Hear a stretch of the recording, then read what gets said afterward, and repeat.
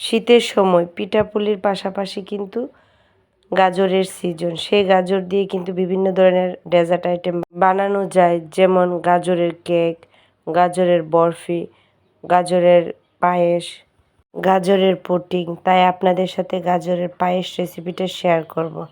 আসসালামু আলাইকুম, রাফিজাস কিচেনে স্বাগতম। এই তো চলে আসলাম গাজরের পায়েস রেসিপি নিয়ে। প্রথমে নিয়ে নিলাম গাজর, সুগন্ধি চাউলের গুঁড়া, কাজু বাদাম, কাঠবাদাম, কিশমিশ। পায়েসের জন্য সুগন্ধি চাউলের গুঁড়াটা ব্লেন্ডারে আমি ব্লেন্ড করেছি, একদম মিহিও করি নাই, একদম আস্ত আস্ত রাখি না, মোটামুটি দানা দানা টাইপের করে রেখেছিলাম। আপনারা চাইলে শিলপাটায়ও বেটে নিতে পারেন। তারপর আমি 2 লিটার দুধ জাল করে নিচ্ছি। 2 লিটার দুধ জাল করে আমি 1.5 লিটার করে নিয়ে এসেছি।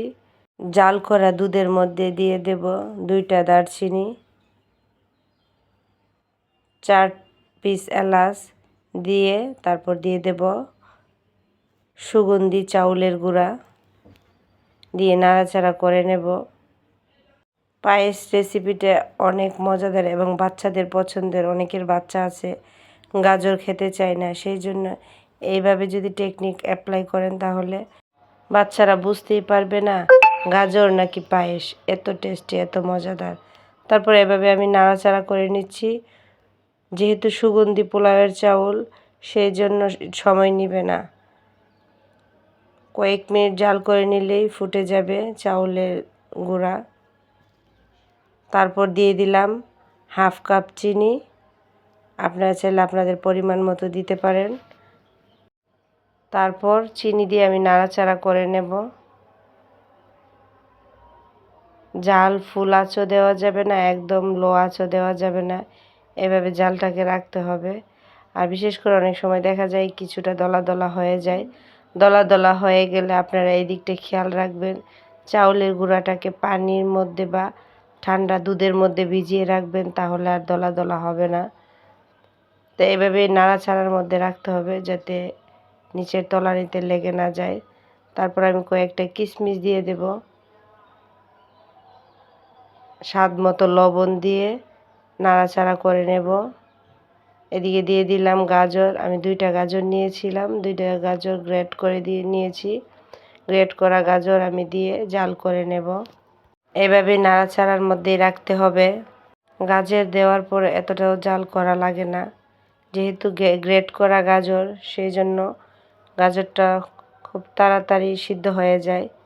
পাশাপাশি পায়েসের কালারটা অনেক সুন্দর আসে। চাইলে আপনারা কাস্টার্ড পাউডার বা দিতে পারেন, তবে আমি কোনো কাস্টার্ড পাউডার বা কোনো কিছু দিই না, শুধু দুধ দিয়ে জাল করে নিচ্ছি। তো এভাবেই নাড়াচাড়ার মধ্যেই রাখতে হবে। চুলার আঁচ একদম মিডিয়ামে রেখে, যাতে নিচের তলানিতে না লেগে যায়।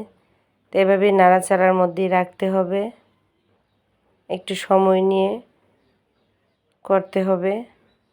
তারপর আমি দিয়ে দেব ঘি দিয়ে ভাজা কাজু বাদাম, কাঠবাদাম, কিশমিশ। আমি এটা ভাজাটা আপনাদের সাথে শেয়ার করি নাই। এই তো কাজু বাদাম, কাঠবাদাম, কিশমিশ দিয়ে আমি ডেকোরেশনটা করে নেব।